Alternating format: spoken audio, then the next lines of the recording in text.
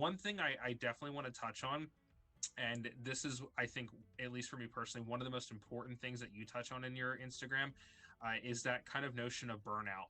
And that burnout does happen, and that it just makes us human, and it just makes us real. And, we can try to cover it up, which is every day, honestly, what most people do about work or life or frustrations, whatever. You just kind of put a smiling face on and cover it up. But part of this channel is talking about those things and letting people know they don't always have to do that. So I'm really interested to hear about your take on kind of burnout and how that affects you and your family and how you experience that personally. Yeah, I think like today's day and age, we're expected to be so on all the time. We're expected to be available to everyone all the time.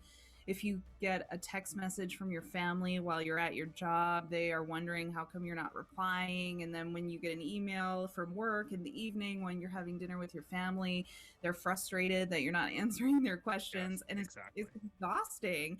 And then if you are running any kind of social media or you want to just connect with your friends on social media, like how come you're not showing up for them? Is everything okay? And it's just like no one can do that. No one can live that way all the time and not experience some kind of just exhaustion, right? And a question that I actually have gotten a lot recently is like, is it okay if I take a break from like therapy with my kid every single day? And obviously, I'm not a therapist. I am a mom. And of course, this is something everybody needs to discuss with their own therapy team. But for me, I just feel like, who the heck wants to do that all day, every day? Like, no Yeah. kid wants to do it. No parent wants to do it. It's not realistic. You're going to resent the hell out of the therapy if you're trying to be perfect at it all the time. And it's just not feasible. And I just hope people do not feel guilty about that. You need to rest. And then when you're ready, you will come at it from like a whole new perspective and it'll just benefit everyone. Yeah, for sure. I agree with that 1,000%. Something that I say a lot is you can't help somebody else unless you help yourself first. Like, how are you expected to give advice or wisdom or guidance or teach when you're a mess? How can you take on that brunt when you're not even fully put together yourself? So I'm a huge believer in having kind of self-care days and just taking moments to yourself, you know, walk outside and just breathe in the fresh air, or go take a walk somewhere, or like just turn your phone off, just get away from things and walk away from things every once in a while. I think it's really refreshing. It's really funny, actually. Occasionally my wife and I will do these things where we'll just like put our phones away, and at first there's this like kind of nerve-wracking feeling that you get, and then Yes. like an hour later you're just like, wow, this is really relaxing. Like, I like this a lot. And Absolutely. there's something to be said to kind of walking away from that all. Now it's a little different when you have a family. It's harder to kind of walk away, but I love that you said that, and I think that's really important. So thank you for sharing that. Um, It's also very stressful for your nephew right now. You said he's yeah, quite young, right? yeah, And there's so much research that goes to show early intervention is just key. And if you're not doing early intervention, you might as well just give up on your child. Like that's what it feels like when you read it, yeah, when you read about early intervention. And I think it becomes so stressful for parents because for me, I future tripped. Like when my son was first diagnosed, he was 4 going on 5. And I was like, oh, is he ever going to be able to drive? Is he ever going to get a job? Is he ever going to be able to go to university, or if he wants to, or like, all those things. And my husband was like, he's 4, relax. he's got But a it little was, bit of time. yeah. And it's just so funny because I had been reading so much about like early intervention is key and you have to do XYZ. And I think for parents, it can be very overwhelming of like, but if I don't do it now, he's going to not, have the best chance later. And I think it gets very stressful, but then it becomes stressful on everyone. And this is just a lesson that I have learned recently. I was horrible at this a few years ago, but I agree with you. Like just taking a day off, taking a few days off, just regrouping, letting it go, giving some extra screen time if that's what feels right, getting outside with no intention of making it a therapy session, all those kinds of things. Like it's really important for everybody to just have a moment like where, development and the future is just not on your mind. Yeah, absolutely. I love that.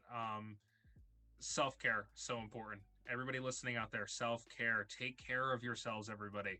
Um, so kind of going into that, if you wanted to maybe touch on a little bit more, because you were just kind of talking about personal growth. How have you changed? Because you touched on that little bit of like, I couldn't, like, how Mhm. have you changed through this process personally?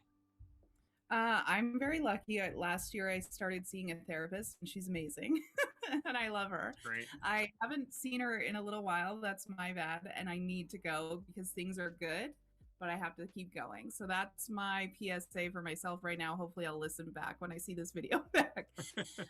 Um, but I feel like I was such a martyr mom. I had to do everything. I had to be the one to make all the appointments and be there and do all this. And I was a very difficult person to help.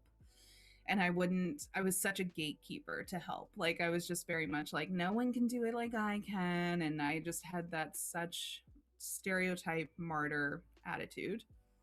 So, in the last year or two, I definitely have taken a step back of like, hey, if I just do what I want, is anybody going to care? And guess what? No, they don't.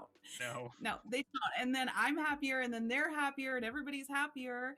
So that has been incredible. It's been so wonderful. And I feel like that I've grown so much. And then also, I wish that I had just been this really compassionate person before, but I really didn't have experience with anyone from the disability community, like hardly at all before this. And I was just in my own bubble of like naive person, not really caring about much outside of my own little world.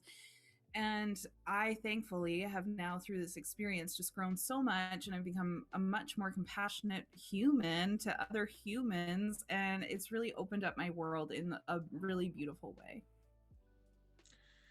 You hear this, people? Follow the Autism Edit on Instagram. Yeah, Kathy's awesome. So thank you for sharing all of that. Kind of leading into this, we talked about a little bit about how everybody's journey is different. Everybody experiences this differently and goes through it and grows differently and learns differently. Have you interacted with anybody else in the autism community?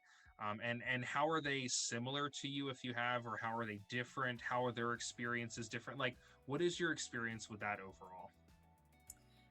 I think it's challenging because some people are really thrilled about the diagnosis. So that is a big difference that I've had, because of course, when you get the diagnosis, then typically you get services, you get support, you get a lot of help at school that you wouldn't normally get without a diagnosis or anything like that.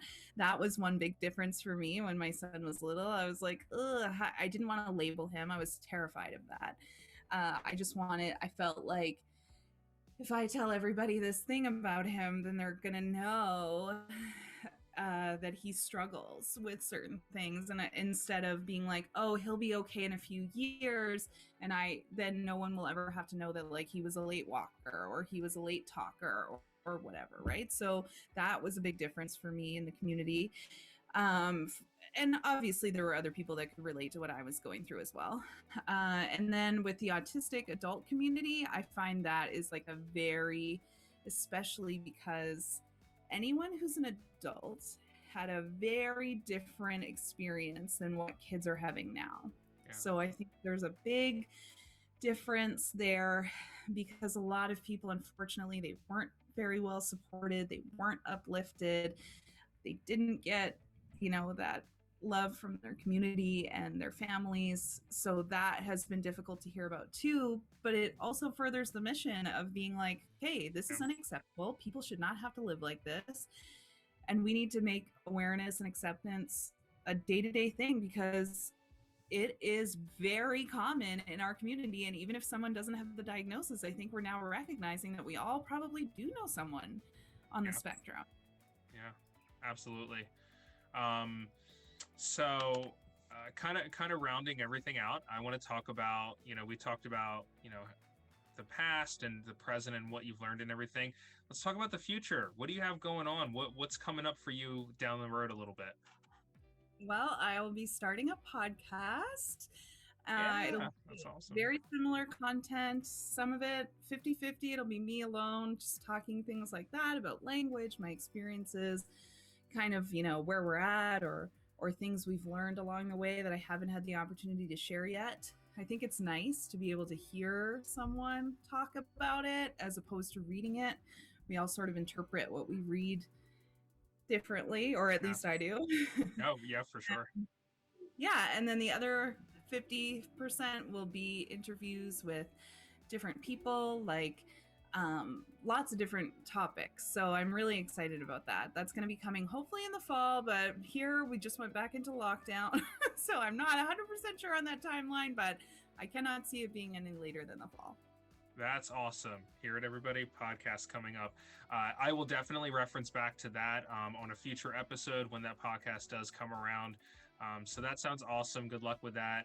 I think that'll be a really nice kind of outlet and venue and route for you, because we've only had very limited communication, but you're super easy to talk to and communication just flows very easy. And I know people that are saying, like, I know people in my life that are like, man, I kind of want to have a podcast. I'm like, well, what about? And they're like, I don't know, just stuff. I'm like, this is not going to go well. I really feel like you need to be somebody who's good with communication and everything. So I think that's really awesome, and I'll definitely be back to check that out later. So, well, I just wanted to thank you so much for coming here and sharing your story and experience and thoughts. I'm so happy to do this, and I've learned a lot from you, and I will continue to check out your Instagram channel. So I'm gonna put links, description, everything below here, guys. So check it out. It's the Autism Edit. That's the Instagram account. So definitely give her a follow. Check that out. And we're going to be doing a giveaway. So Kathy's very graciously partnered with me to do a giveaway. So we're going to be doing a $50 gift card to Amazon. So exciting. Everybody loves $50 gift card to Amazon. So we're going to be doing a $50 gift card giveaway. And all you need to do is definitely follow the Autism Edit and then comment with the hashtag Autism Family. So that's what it's going to be. I'm going to put it below, obviously, so you guys can see it, but it's going to be Autism Family. So give the Autism Edit a follow on Instagram, so you can give a follow on her channel and then hashtag it there, hashtag it on my channel. And if you decide to check out the YouTube video and hashtag it through the YouTube directly, you'll get a double entry. So the more you hashtag, the more you enter, and the more likely you are to get $50 Amazon gift card giveaway. How great is that? So, woo, right? That's celebration. So once again, Kathy, thank you so much for sharing your experiences and your journey. I would love it if a little bit down the road we could reconnect, see what's going on. Hopefully, when you got your podcast going on, we can chat more. But as I've said, guys, check out her channel, check out my channel, and just remember, it's okay to be yourselves and who you are, and to ask for help, and just being human. It's okay. So once again, thank you so much for joining. And for everybody out there, if you're coming back, thank you for coming. If this is your first time here, thanks for joining. And wherever it is you're coming from, good morning, good afternoon, good evening, and I will see you in the next video.